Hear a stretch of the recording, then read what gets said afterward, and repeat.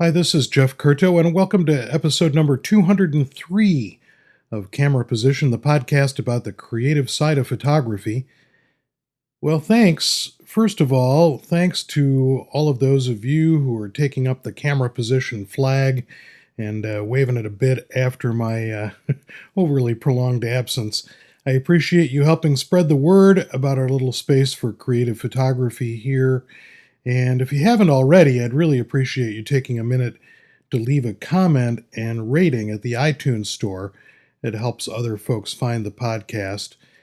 And, if you're not in that Apple universe, you can also find Camera Position in a bunch of other places: Player FM, Stitcher, iHeart Radio, Short Orange, Google Play Music on your Android device, or any podcast player.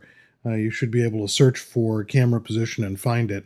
I'll put links to all of those. Some of you, if you already have Stitcher or Player FM stations all set up, you can just add Camera Position in there. So anyway, thanks again for those of you who are listening, and there are lots of places you can listen, and I appreciate that you're out there doing that. So Rymar, who goes by Ray, from Perth in Western Australia, wrote to me welcoming me back, thanks Ray, and posed a question. He said, perhaps if you have some time, you could do an episode on architectural photography. I somehow don't really get wide-angle lenses, so I have a lot to learn. I prefer 50mm in 35mm format or 80mm in medium format. And Ray's question points up what I think of as the lens dilemma. The lens dilemma. And the idea that focal length really plays a huge factor in how we deal with photography, but in ways that we might not think about that often. And when we look through the viewfinder of the camera, we're looking through a frame that shows us a certain part of what's in front of us, and that frame is defined by the lens focal length that we have on the camera. Or, if it's a zoom lens, the focal length the zoom is set to at that particular moment. When we're not peering through a viewfinder, our eyes, combined with our brain, form a kind of continuous zoom. We see a wide field of view all the time, but we can focus in on small details in that field of view if we want to pay more attention to them. It's really kind of amazing. Think about it, if you will. You're sitting in a room and you want to be able to talk to somebody across the room, and you can actually kind of mentally zoom in to that person's face. It's a pretty astonishing thing that our eyes and brains do for us. And what makes camera lens focal length a little confounding is that once the camera has a particular focal length of lens on it, that field of view, what we see in the frame, is defined in a more concrete way. And this is especially true with prime or fixed focal length lenses, where you aren't able to turn a ring and change the field of view. You're set with a particular field of view. Which brings us to Ray's question about wide-angle lenses. So, while you're listening here, do me a favor, and unless you're driving, do this. Hold your hand up in front of you, in front of your face, about 5 or 6 inches, 14 or 15 centimeters from your face. Maybe off to one side a little bit. And now think about what it is that you see. Obviously, you see your hand, but you should also notice that your hand looks enormously big, much bigger than whatever is 10 or 15 feet away or 3 or 4 meters away. Of course, this is because of perspective. Your hand appears to be huge because you're close to it and farther from everything else. Just like you can blot out the moon by holding up your thumb in front of it, you're using the difference in distance from a near object to a farther away object to create the illusion of something small becoming something very large indeed. And all of this works because your eye's field of view is quite wide, allowing you to see your hand and whatever is in the background all at one time. So, when we use a wide-angle lens, we have the same principle at work. We're using a lens with a wide field of view, which allows us to put nearby things very close to the lens, but still include far away things at the same time in the same frame. And I see these things all the time when I read instructional things in photography, in books and on websites and so forth and so on. And one of those things that I read a lot is a thing I think of as a misconception, and that is that wide-angle lenses distort the world. No, no, they don't. They don't distort the world at all. What wide-angle lenses do is they allow us to include a lot of stuff in the frame, some near and some far. Was your hand distorted when you held it up in front of your face? No.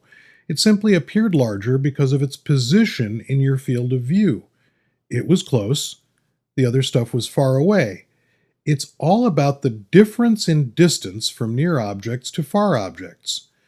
So, we can use wide angle lenses to emphasize nearby objects, even contrasting them with ones that are farther away. This can create a real sense of depth in the photograph in the same way that holding up your hand in front of your face creates a sense of depth. The hand is near, the other stuff in the scene is far. And we can do this by placing the camera close to nearby things. And because we have a wide angle lens, we can see everything in the frame. And allowing that difference in distance between the close things and the far away things. Much of the time, this means placing the camera low, close to the ground, but sometimes the nearby object is to our left or our right, or rarely, overhead. While you could think that a wide angle lens is a way for us to get farther away from a subject, I think of a wide angle lens as a way for us to get closer. A wide lens is really kind of a close-up lens, allowing us to create a dominant subject in the frame by emphasizing that difference in distance between something near and something far. I know what some of you are thinking. You're thinking about those times when you've used a wide-angle lens on something tall, like a building, and it's created what you've called distortion, what some people call keystoning. But if you think about the fact that one part of that building is much closer to you than another part, you're really doing the same thing you did with the hand in front of your face. Because the lens has a wide field of view, you're emphasizing the difference in distance from the nearest part of the building to the farthest part of the building. So, what's the solution? Well, I suppose one solution would be to physically back up, make it so that various parts of the building or landscape, because, we're really dealing with just stuff here, right? The same things, are equally distant from the camera. And that sense that you would call distortion would be gone because you're now equally distant from the bottom of the building as you are to the top of the building. I often think of something that's a little longer than normal as being my normal lens. More than half of my architectural photographs are made with lenses that aren't very wide. If you look at my photographs of Italian architecture, I'll link to them in the blog and the app and so forth, and I'll include a couple of them in the blog post for this podcast. You'll see that I'm either stepping back and using a longer lens or trying to emphasize one nearby object against elements that are farther away. And it's really that kind of balance between thinking about the subject, about what I want to emphasize about the subject, and thinking about how I'm going to approach that subject. I suppose another solution to this problem would be to try to fix it in Photoshop or Lightroom or some other software.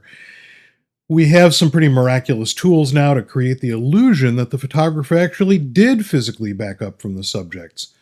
Those tools work pretty well, at least some of the time, and as long as you're not asking them to do too much, and for those of you who've tried this, as long as you've left enough room in your composition to do their magic, and you don't end up having to crop because of the stuff that they've had to take away from your composition. And of course, there's also the view camera, or I suppose tilt-shift lenses, where the camera's back can remain parallel to the object being photographed, but the lens can be shifted to take in more of the subject. All of those Italian architecture images were made with a view camera, which gives me the ability to use a combination of focal length, camera position, and shifting and tilting the camera's lens and body. When I'm working with students to try to explain these concepts, I often use a simple tool that I talked about a long time ago on the podcast here, Camera Position, and that has come to be known as the Kirtometer, thanks to workshopper Marty for naming it that.